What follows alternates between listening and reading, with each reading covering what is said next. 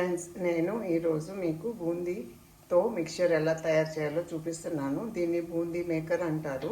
ఇది మనకి దొరుకుతుంది మార్కెట్లో. ఇది కొనుక్కోవాలి. కాడ పెద్దగా ఉంటే మనకి పొయ్యి సెగ తగలకుండా ఉంటుంది. శనగపిండి, కొంచెం బియ్యపిండి, ఉప్పు, కారం వేసి కొంచెం జారుగా కలిపి దీన్ని ఇలా పెట్టాలి. ఇలా పెట్టి దాంట్లో పిండేసి పైన ఒక బౌల్తో కానీ చేత్తో కానీ రౌండ్గా తిప్పితే కిందకి బూందీ దిగుతుంది. ఇప్పుడు ఉడుకాగిపోయేదాకా వేగనిచ్చి ఈ బూందీ కరకరలాడే వరకు ఉంచి ఇలా మనము ఆయిల్ అంతా డ్రైన్ చేసేసి వేరే బౌల్లోకి కానీ వేరే మొక్కుట్లోకి కానీ వేసుకోవాలి. నేను ఫస్ట్ టైం చేస్తున్నాను. యాక్చువల్గా రౌండ్గా రాలేదు, కొంచెం తోకలు వచ్చాయి. సెకండ్ వాయికి కొంచెం పిండి పలుసగా చేశాను, సో కొద్దిగా బెటర్ షేప్.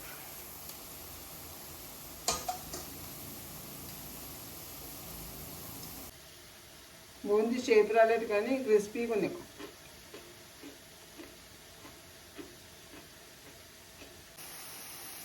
థర్డ్ బ్యాచ్ ఇంకా కొంచెం డైల్యూట్ చేశాను పిండిని.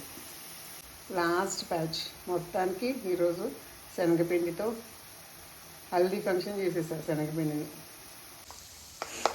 ఇప్పుడు ఇదే ఆయిల్లో పచ్చి పల్లీల్ని వేయాలి. ఇంకోటి ఏకాదశి రోజు నేను పొయ్యి మీద చిన్న బాండ్లీ పెట్టి నూనె పెట్టి మా బాబుకు పునుగులు వేద్దామని చెప్పి పెట్టి మర్చిపోయి టెంపుల్కి వచ్చేసరికి చక్కగా హోమం జరిగిపోయింది. సర్వం సమర్పయామి. చిమ్నీ మొత్తం కాలిపోయి మొత్తం ఫ్లోర్ మీద పడింది.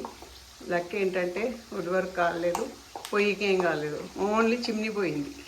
పచ్చిపల్లీలు కూడా క్రిస్పీగా అయ్యే వరకు వేగనివ్వాలి.